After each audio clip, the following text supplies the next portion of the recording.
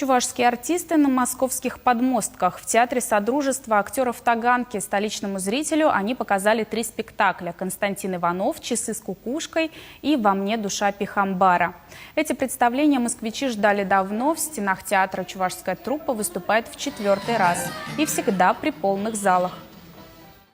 Вся Москва только об этом и говорит. Тысячи смс-ок, 1000 посланий, 1000 сообщений.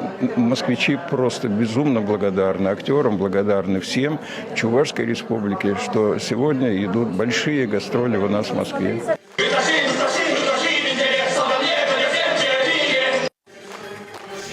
Почти 3 часа шел мюзикл «Во мне душа Пихамбара» Валерия Яковлева. Современную хореографию, красочные костюмы и, главное, убедительную игру актеров зрители оценили по достоинству.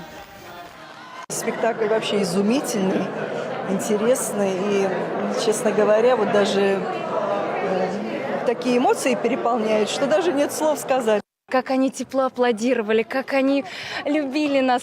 Так они восторженно прям восхищались нами. Спасибо огромное.